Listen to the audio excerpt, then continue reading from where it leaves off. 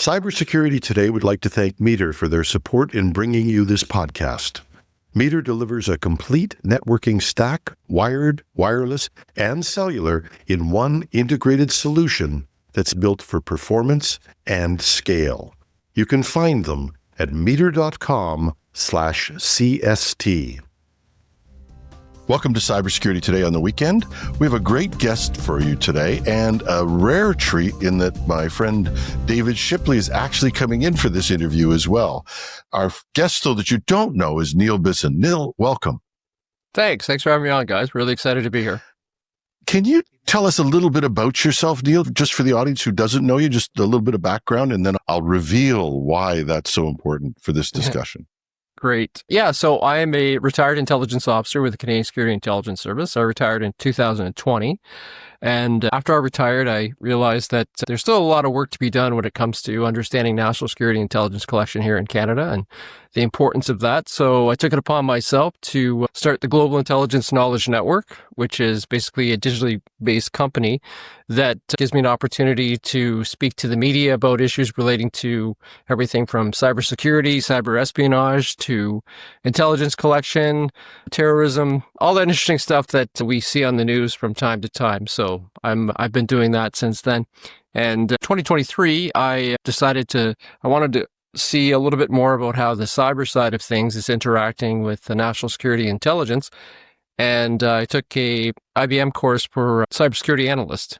And that got me a little bit more into understanding what some of the vulnerabilities that we're seeing on the digital plane, as well as on just our own national security issues. For those who are wondering what this has to do with cybersecurity, I think you've started to make that bridge, and that there's a lot of work that we talk about nation states and how they're involved. And that's one of the things I want to talk to you about today.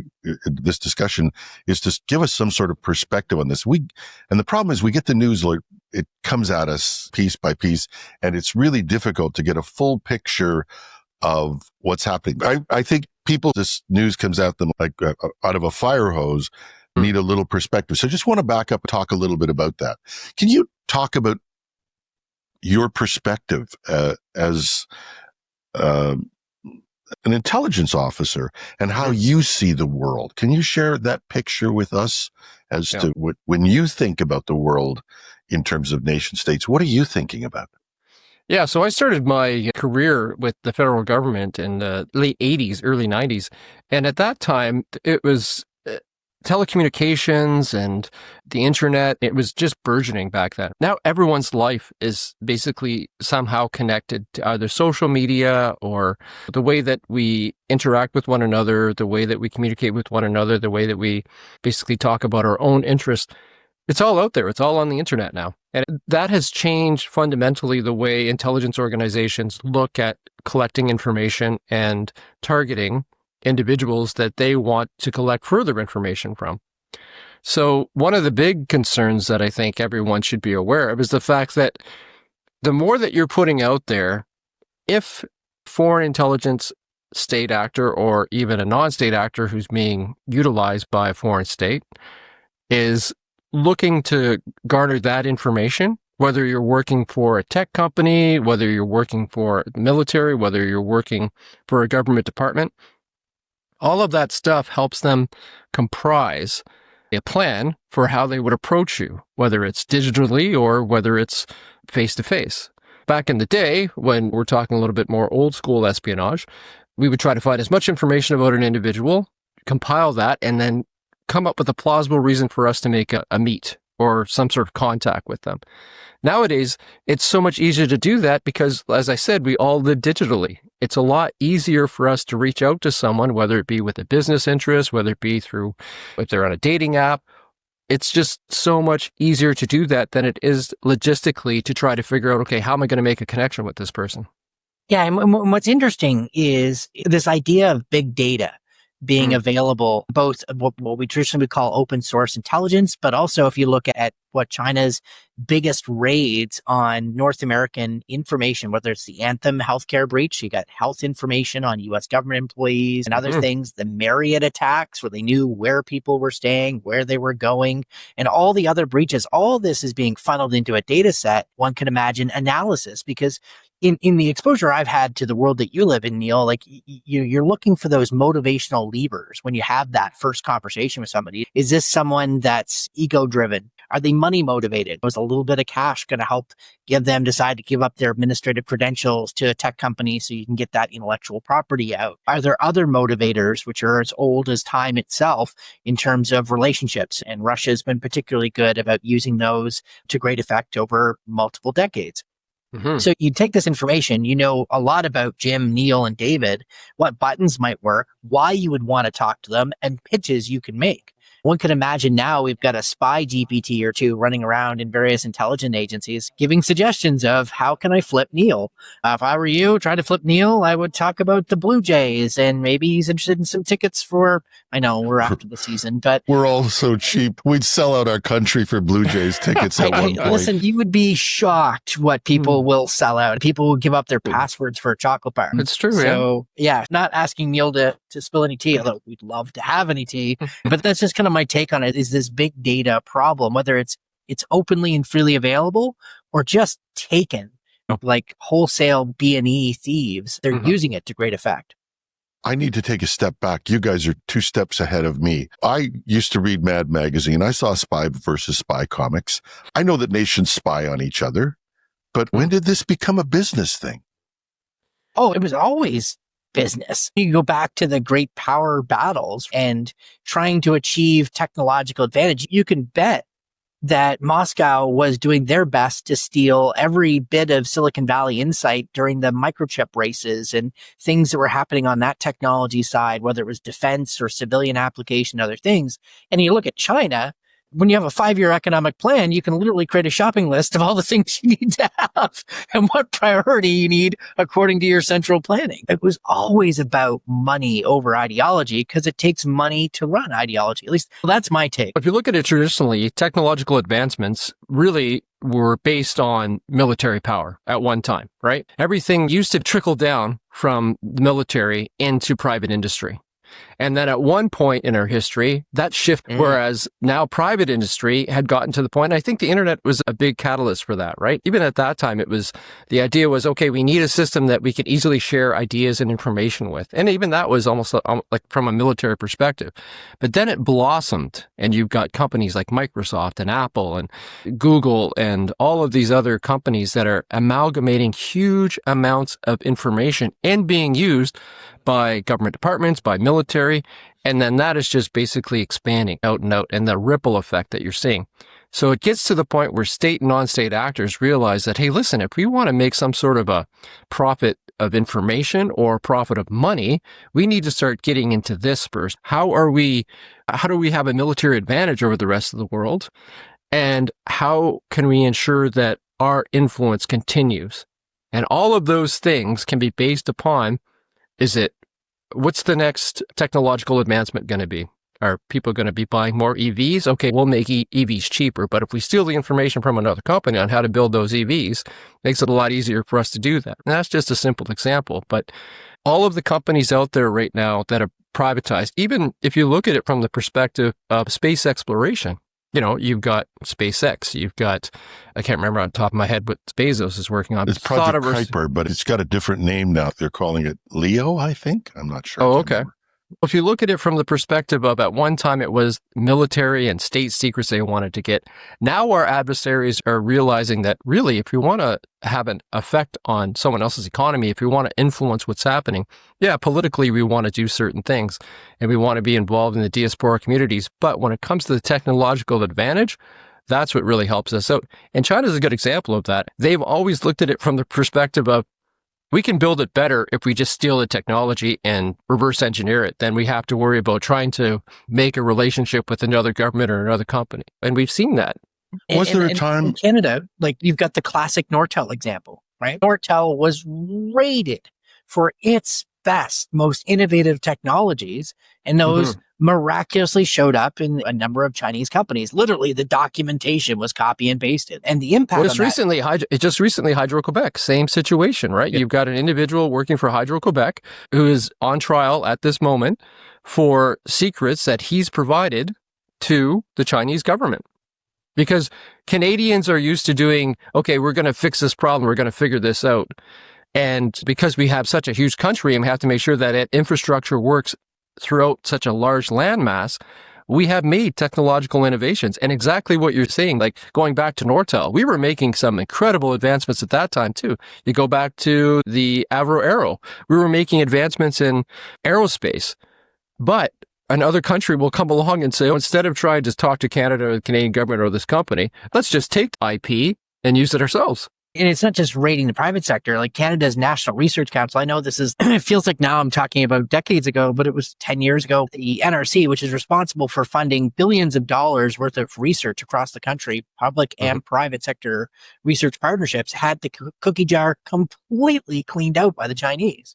And afterwards, they signed a "we won't hack you" agreement. Of course, it's like when I was a kid, I didn't go check the cookie jar after I raided it because Mom hadn't made any more cookies. I promised Mom I'm not going to raid the cookie jar today. Yeah, because there's no cookies. They're back. And what's been interesting is there was a report from either CSE or CSIS. So CSE being Canada's version of the NSA and CSIS being our combination of CIA, FBI mandate, just for American listeners, that talked about that the increase in nation state activity targeting Canada's private sector businesses via cloud attacks to go and get, because the NRC cookie jar was getting filled back up.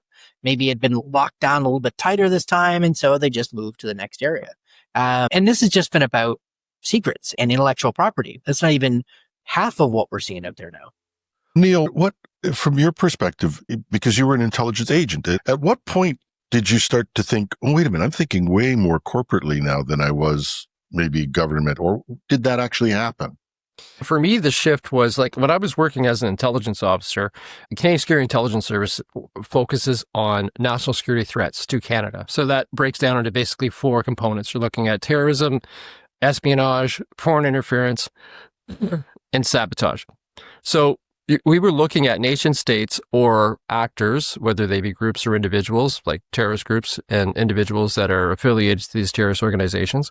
What are their threats to Canada, and what are they doing to try to cause problems for Canada, threatening our livelihood, threatening our lives? Now, what we were looking at from that perspective at that time was, okay, what about the corporations? How are they being infiltrated? Because there's always that understanding that private industry has to be responsible for themselves, and are they being targeted? If you don't look at it, you don't see it. So when you're focused on, like I said, those 4 categories, you're not looking at it from a private industry perspective. But take a look at the microbiology lab in Winnipeg and the information that was stolen from there. Like, what we have to get to the point that Canadians and the Canadian government understands is that what's happening in the corporate and private industry world, what's happening with research and development, is just as important as a terrorist entity trying to perpetrate an attack in Canada. Why is it just as important? Because if you're dealing with a foreign state that is willing to use a biological weapon, then if the information is being stolen from Canada and used against another country or used to make the next superbug, what are we going to do about that? And the private industries are really the linchpin. They're that almost like that more vulnerable soft target now. And the areas where, when I think about the future right now, we're leaders still in artificial intelligence. We've got some great AI companies. We've got leaders in quantum, the development of quantum computing, plus leaders in trying to develop post-quantum secure cryptographic communications, and great examples of that happening with the Canadian telecommunications companies like TELUS and others. So we've got lots of cookies that are worth stealing. Well, and our show covers both the U.S. and Canada. So there's a huge amount that's there. But I want to extract it just a little more, because when we started introducing you said, oh, and I took a cybersecurity course. And I'm not being critical, but it made my heart go, because I went, what, wasn't that something you always had to take? If our security operation is not studying cybersecurity, it's like sending the police out and saying, that thing in your holster, you could take when you retire, you can study that. For me, man, that's because I'm I'm an industrial guy. Yeah, I hear you. From that perspective, I can see why you're saying that. But if you look at kind of the mandate of each one of our organizations, David, you had mentioned the Communication Security Establishment of Canada, or CSE. They are more focused on what's happening in relationship to communications and intercepting those communications and trying to understand what that means through those interceptions. Because it's not just the interception of the communication, It's also the technology that's being used to infiltrate Canadian telecommunications and where our adversaries and our enemies are trying to get that information from. Now, as an intelligence officer, my job was to be more of a face-to-face, having the conversation, making the contact, and then getting the individual, let's say he works in cyber, getting that individual comfortable enough to say, hey, listen, whatever group or organization you're working for, you realize that they're probably doing things that are not advantageous to Canada. We'd really like you to help us out on this. How can we talk about making this work? So on one side, for CSC, you've got them understanding the metadata and trying to get the information from that perspective. But my job, my role as an intelligence officer was to basically get the individual on board to become a human source so that not only do we have the information, but now I may actually have some opportunity to task and direct this individual to provide more or do more.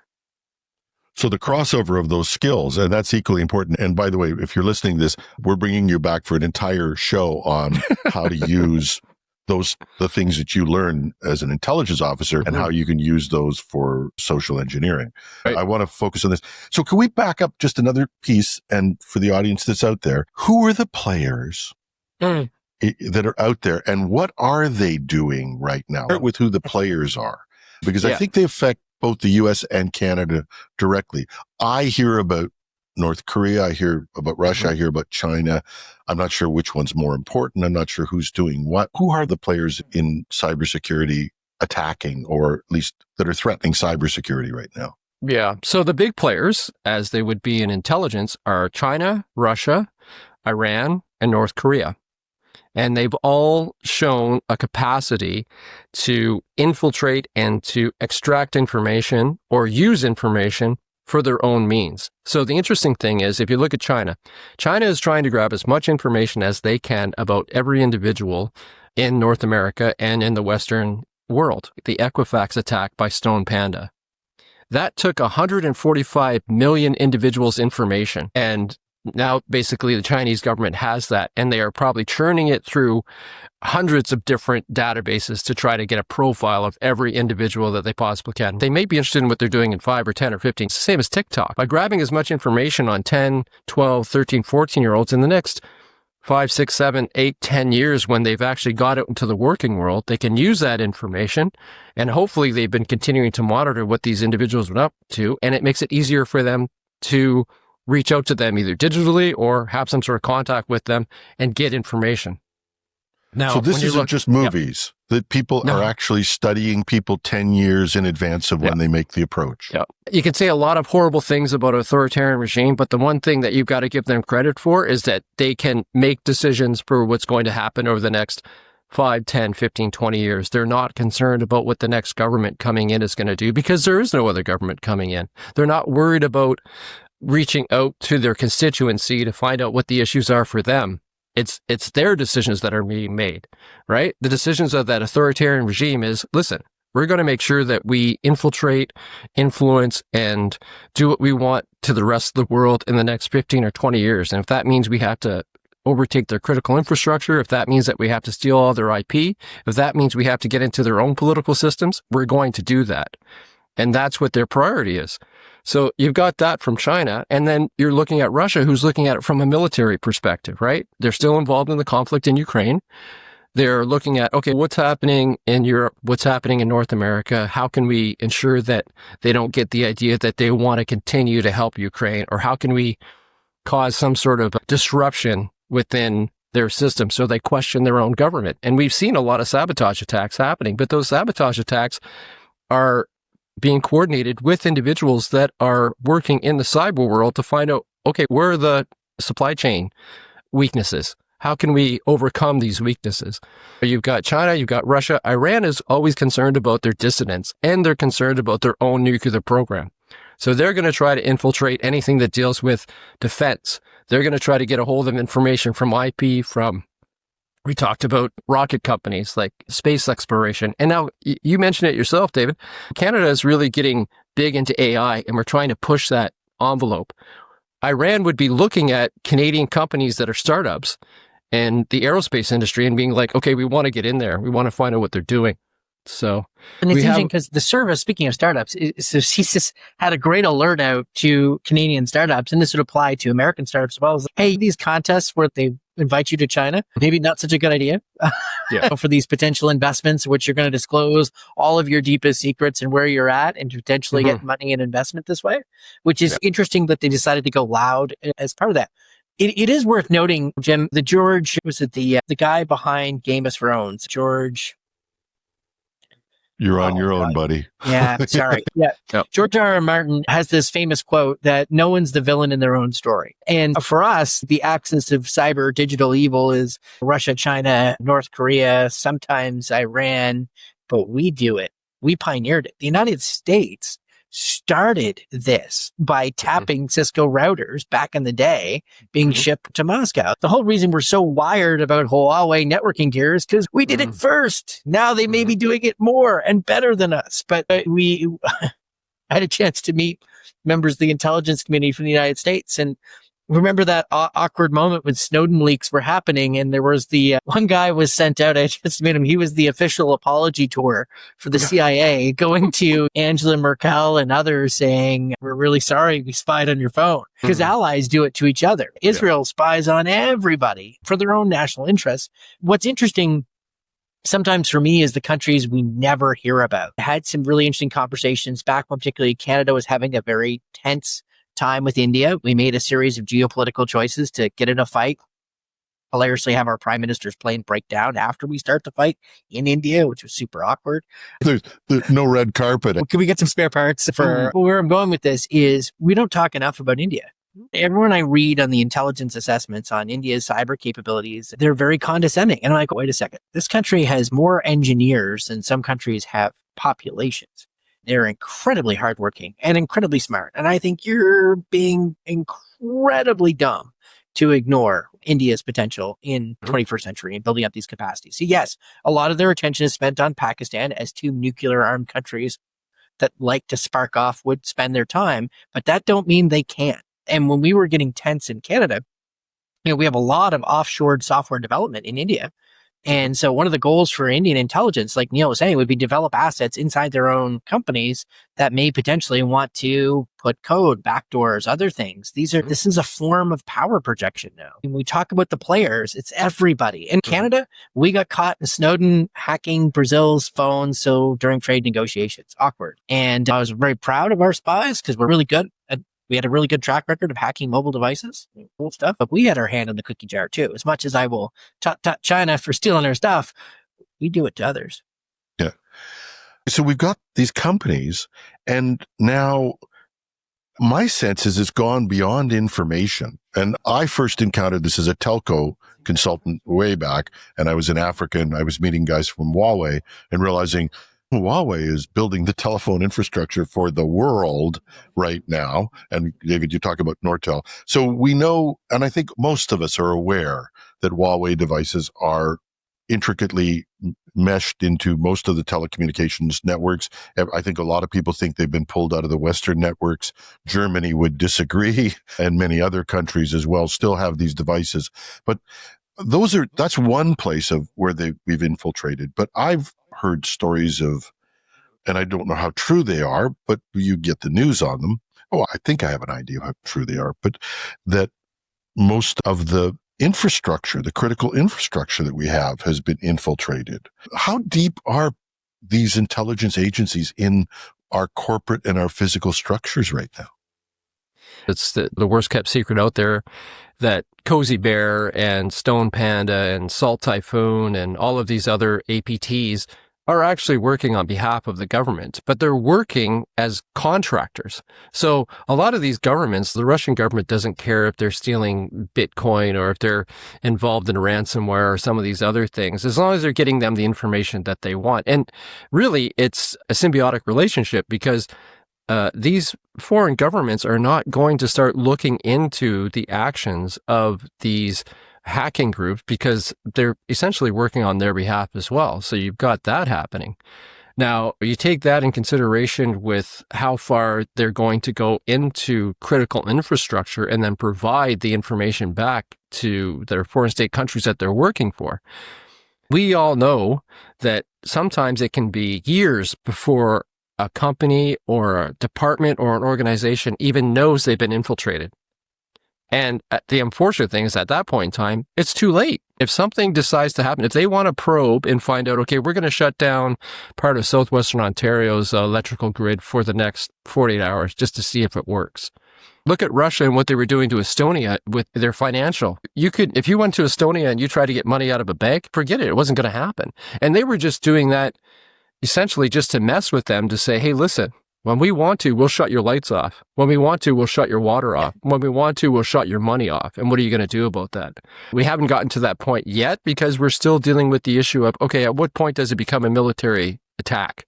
At what point do you involve yourselves in shutting off? And how do we attribute it to you? Because if you've got Salt Typhoon or some other organization that's a hacking group and the government of China says they don't work for us, we don't know what you're talking about, at what point do we have to connect the dots and basically make the argument to say, guess what? You are funding Stone Panda, you are funding Salt Typhoon, and we're going to do something about this. Yeah, and what's interesting here, so I spent the weekend, I watched the new Netflix Kate Bigelow movie, House of Dynamite, which is talking about the modern kind of nuclear era we're in, runs you through a very uncomfortable situation of a nuclear strike on the United States and all the things that people are trying to struggle and deal with. And one of the interesting points about that movie is they missed who fired it. The satellite didn't show where the missile, they only caught it once the missile was on the upwards trajectory. And so they had no attribution. And that causes significant issues as you try and wrestle this. That's cyber.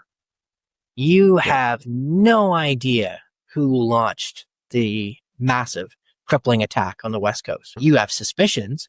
And you got to remember too, is that depending on the country, their policy response is not necessarily to respond proportionally. You look at the US playbook, is that a significant enough cyber event could result in a kinetic response or higher. And Israel set the tone for this with one of its raids on Hamas before the most recent war. They took out a floor, one of the buildings, where Hamas software devs had built a really clever spying app. It was made as a soccer app, and it was targeting IDF soldiers. And what happened was when they installed this soccer app, it was pinging all their troop deployments and locations. Brilliant. Great. Like, you got to give them points for operational audacity. But the response to that particular intrusion was, we're going to wipe out this whole team. That's that. This is where it gets messy. Jim, to your question, like, how deep is China in anything that's critical infrastructure and has a Cisco router has had a bad time in the last couple of years because our infrastructure is fundamentally insecure. The motivations aren't there to properly lock it down. And our intelligence agencies, up until the last few years in Canada, were a little bit tied in terms of how much cooperation they could actually do. CSE could engage through the Cyber Center if there was voluntary interest. They wanted to engage proactively, let us know what was happening, they would get involved. CSIS really had its hands tied until the changes as a result of all the foreign interference and spying stuff in Canada. We had some major legislative changes, and I was witness to CSIS stepping up and doing some really great work with the private sector. So we're starting to see those linkages happen. And I don't believe it's just a cynical check the box. We could say we've consulted with the private sector. There's been some decent non-classified conversations, but it's bad out there. And the challenge is that Canada, we lack the legislative tools to force critical infrastructure, and particularly things like energy transmission, where we almost had a pipeline go kaboom on orders from the GRU, because a bunch of script kiddies got in and said, hey, do you want us to try and make this go? And then just a couple of weeks ago in Canada, we had an alert from our intelligence agencies that 4 different critical infrastructure, everything from water treatment to a grain silo plant, which I did not realize how dangerous grain silo plants can be, but those things can go boom too, that people were in there messing with the controls. And they were described as hacktivists. But back to Neil's point, 2 sweetest words in any kind of nation state's toolkits: plausible deniability. And that gets us back to our House of Dynamite problem. But we had someone from one of the U.S. groups that works with smaller organizations all around in terms of their water plants and things like that. And these, according to them, the attacks were just constant, and that most of these plants could be controlled. And when you think about it, we don't think about these dangers. Grain elevators, I grew up near a grain elevator, a huge explosion waiting to happen. if the ventilation goes down. If you look at water treatment plants, these are all automated. They release chemicals into the water that we get 15 minutes later in most of our major cities. And if those were ever played with in a way, you could do serious damage. And we saw that in one small town in Ontario. The water treatment plant stops working and a lot of the population gets sick very quickly. Never mind the chemicals that they could dump in. So we're fundamentally weak in our infrastructure. If I'm hearing you correctly, we're fundamentally weak in our corporations. Every government is playing. David added another one, the Israelis. We like to ignore them because they're providing the spying equipment that our own governments are using on us. I'll use that tired phrase, do your own research. The Apple phone spying that governments can use and all of that, it's all Israeli technology.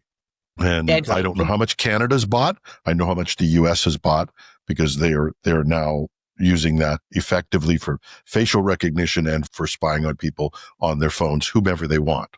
And actually, Citizen Lab at the University of Toronto has done some phenomenal work into the NSO group, the Pegasus malware, and all that fun stuff. To Jim's point, it's all there. And you know what?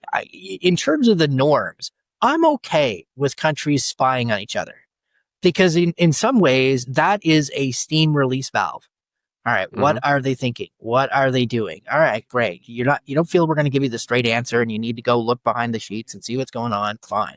And protect your intellectual property. It's your job to put your goalie in front and wait. What I don't like is this expansion of the game, and North Korea doing this the most, where they're violating international norms around espionage, and now it's monetization, and it's pre-positioning for infrastructure disruption, and it's the weaponization of intelligence, and turning this, okay, we got in, we've got persistence, okay, now we're going to potentially be able to sabotage and shut down critical infrastructure, et cetera.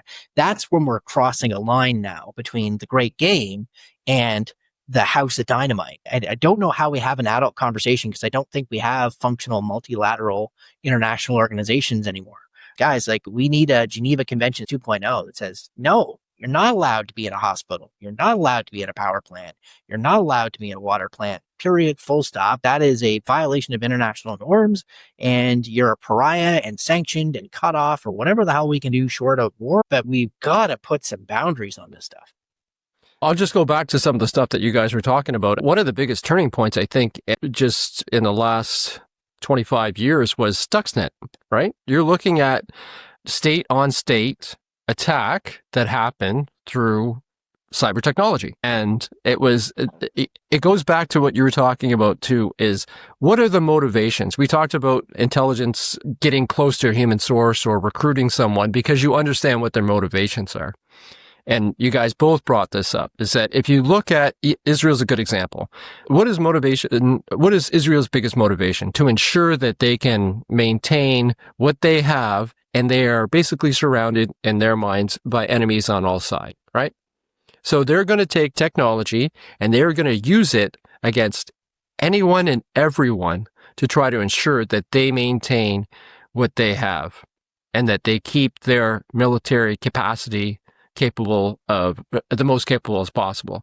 So that means that if you're dealing with them and you're a private industry company and you're dealing with a company that's based out of Israel, more than likely anything that they provide to you will somehow have malware on it. It's going to infiltrate your system. Like, this is what we have to do. This is what we have to do for our companies as well as our governments, is come to the realization you got to know what the motivations are. If you're dealing with any company in China, that company is partially owned by the Chinese government.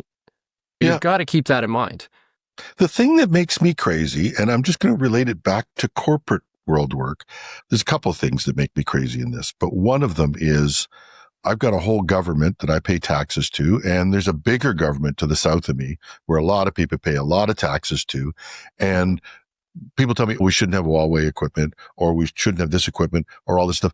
Isn't there some lab somewhere where they pull this stuff in and say, hey, wait a minute, this stuff that's coming to you from China, it's always like we make these announcements on our show that you're supposed to watch for this. And you got some guy, he's a security officer for a company, maybe even a mid-sized one, 4 or 5 people, or I don't know, a dozen people were reporting to him or her. And we're supposed to defend you against China? This is insane. Apocalypse Now, right? It's like we're all sitting on the beach with Kilgore and it's like, surf's up, man. The smell of cyber in the morning? So let's just be real for a second. It is insane. Part of it is Neil talked about you need to understand motivation. But the other part, understanding what's going on with bureaucracies, you need to understand what happens when you have a critical lack of imagination. When people are just so focused on staying in their lane, in their policy directive. So if your policy directive as the CRTC and as Industry Canada and others is cheapest internet costs for Canadians as possible, then when telecommunications providers are working and negotiating with the regulator for, okay, we're going to buy the cheapest equipment available that's got the highest quality, which China was churning out with Huawei. No one cared about the national security implications of that. To the extent they cared, they set up a little lab and they tried to do some assurance and everything else, but they just tried to make themselves feel okay about the decision. Like the lack of imagination that we could be in a hostile situation, because when we were making those decisions about Huawei, we were trying to orient more of our trade towards China. We were doing a great sort of warming of all those things. And then for some absolutely insane reason, we decided to grab the daughter of a senior executive for China's version of Apple.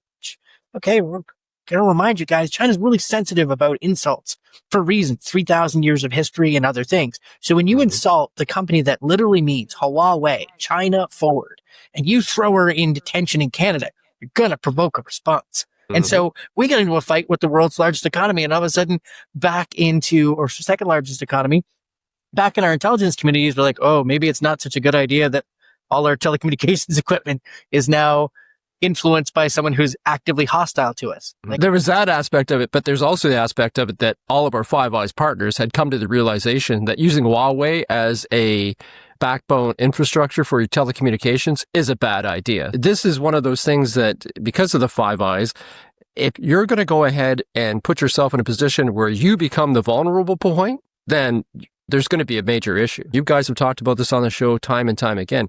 You have those individuals that are in place that are talking about security, but they're always going to be trumped, no pun intended, by those individuals that are more concerned about profit. Just look at the Canadian government and how we've gone from, okay, India is affecting our diaspora community, there are assassinations happening, the Indian government is involved, to, oh, the G7, I'm going to invite Modi there. Or all the issues that we had with the two Michaels, as you mentioned with the Huawei situation, and how we know that on a regular basis, China is trying to influence and infiltrate Canadian cyberspace.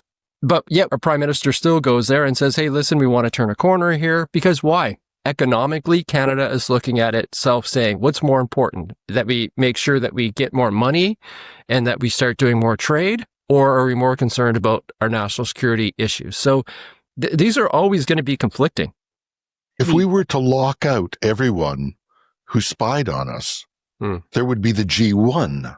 Yeah. North Korea's internet is perhaps not the model that we're advocating for here. And again, I would go back and say, I'm cool with a certain amount of spying. I get it. It's the game. I'm not cool when we cross the line between spying and sabotage. And the problem is that the wires, the digital infrastructure, the highway to do this is the same road. It's a matter of intentionality at that point. And how do you control for that? The problem with that mindset, though, David, is that all intelligence is for the future purpose of potential sabotage. You can't differentiate between the two, because the whole idea of spying on another state, another individual, is that there may be a point down the road that I need to take action. And I want to be able to have the advantage to take that action. It's nice to think that it's okay if we spy on each other as long as we just catch these little secrets. Really, at the end of the day, it's how do I ensure that my company, my group, my organization, my country has the advantage?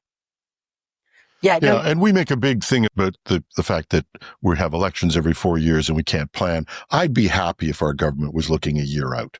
Honestly, right now, I'd be thrilled right now if we went to that. We have to wrap, unfortunately, because there's only so much I can edit this down, but there's only so much I can do in an hour.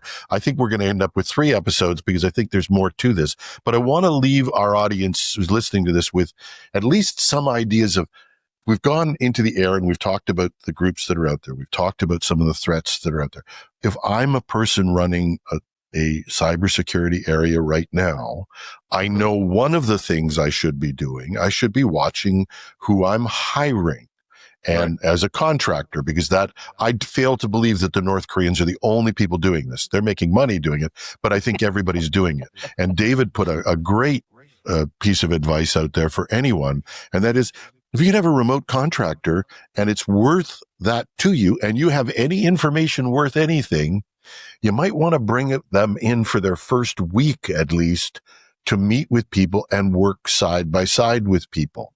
And if they ask what this key does on the keyboard, you might not want to continue with them. Or if they have to make a phone call every time you ask a question, you might want to say, maybe this person doesn't have these skills. And I'm being facetious, but I'm just saying, get to know, we talk about know your client, know your employee. Mm-hmm. What are the other things from a cybersecurity point of view that good intelligence thinking would do for us in protecting ourselves? I think one of the most important things is just paying more attention. The information that's coming at us is coming at us at a fire hose pace. And you've got to have individuals within your organization, whether you're a small, medium, or large corporation that's dealing with IP, you have to have somebody in there who can take the time to start pulling that apart, because every vulnerability that is discovered in another company is a vulnerability that your company itself might face. And what you want to do is you want to have people that can recognize that and then they can apply it. Like for me, when I do my Global Intelligence Knowledge weekly wrap up, I go through a week's worth of intelligence information that's open, and I try to explain this to people that why does this affect your day-to-day? Why does it affect your career? Why does it affect your safety? Why does it affect the sovereignty of your country? Because states are like businesses. They have a business plan. Okay, we're going to attack this way. We're going to infiltrate this way. We're going to do it this way, because that's what they're used to. It's human nature. And if you can become aware of that, you can build the defenses you need to counteract it. And I would add from my side, first of all, to what Neil was saying, you may not believe in DPRK's interest in your business, but they sure do have an interest in your business. And no one from Washington or Ottawa is automatically, magically waving a wand protecting you right now from all the nation state threats that exist. No one's doing that for you. You have to protect yourself. We are in a new era. It's more akin to the feudal era where, those who are powerful governments, large corporations live in the castles, and the rest of us serfs are out in the village getting raided by the Vikings. And you've got to build up your own defenses. That being said, I am seeing greater willingness and greater interest from our intelligence agencies, not just in Canada, but also in the US. You've got CISA for critical infrastructure. You've got the FBI, Secret Service, and others. There are folks who will pick up the phone. You see something weird happening in your rural water utility, your telecommunications company, your hospital. There are people who care and want to know about this. And that's the only way we're going to get a handle on it, is by people talking about it and sharing it. You're not bad because you get hacked by the Chinese. To Jim's point, like, good luck defending yourself against a cyber army that's larger than most countries' military. We got to get better at working together. And I think we got to have these conversations, because just to bring it all the way back, if you're dealing with cyber and you don't take the time to think about the motivations of why someone would attack you and how their criminal groups, nation states, and others, you're not defending. You're just reacting. Great. And I want to thank you, Neil, because I think sometimes I think about this when we put the podcast shows together, trying to get the information out there for people. And I sometimes wonder if we're admiring the problem. I honestly do. We talk about these things. And my hope was that if it wasn't schadenfreude that this happened to somebody else and not you, it was this idea that, hey, this is happening out there. You might want to start to think about it, because it may start you thinking about how you protect yourself better. And I think that's our legitimate interest. We try to also cover specific attacks when they're ones that people might have gone by them. But I think we all drink through a fire hose, and I'm going to do a little bit of a commercial. Yours is called the Global Intelligence Podcast, Neil? Yeah, it's a Global Intelligence Weekly Wrap-Up. So I do it every week, and I take information from around the world on headlines, because the same way that China's attacking the Philippines is also the same technique that they're going to try to do for other countries. So I'm trying to get it out there to have people realize that intelligence is a global business. It's good for you to be aware in Canada or in the United States or in Europe. these techniques that are being done by the Russians, by the Chinese, by the Iranians, they're also happening in your own backyard. You might not be cognizant of it because it just hasn't hit the news yet, but you should be aware of it. So we'll put a link to Neil's podcast. If you're listening to this show and you want to just keep up on these things, it's a really accessible podcast. And if you're in the U.S., it's going to have more of a Canadian focus. Of course, if you listen to this show and you're in the U.S., you'd realize it has a bit of a Canadian focus anyway. But these are universal themes across, we have listeners across the globe who come in and tune in because there are no borders in cybersecurity, unfortunately. No, there are not. Yeah. Thank you very much. My guest today has been David Shipley. Of course, he's not really a guest. He'll be back with the news on Monday. Neil Bisson, who has the Global Intelligence Podcast, and I'm botching the name, but you know what I'm talking about. There'll be a link.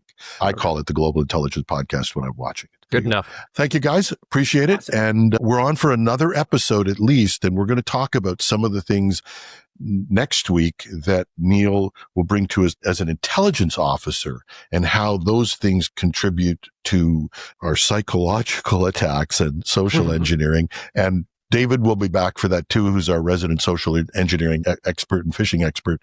So we're looking forward to that. We'll catch you next week. And David, you're back on the news on Monday morning. Thanks, guys. Thanks. Awesome. And finally, once again, we'd like to thank Meter for their support in bringing you this podcast. Meter delivers full-stack networking infrastructure, wired, wireless, and cellular to leading enterprises. And working with their partners, Meter designs, deploys, and manages everything required to get performant, reliable, and secure connectivity in a space. They design the hardware, the firmware, build the software, manage deployments, and run support. It's a single integrated solution that scales from branch offices, warehouses, and large campuses all the way to data centers. You can book a demo at meter.com/CST. That's meter.com/CST. I'm your host, Jim Love. Thanks for listening.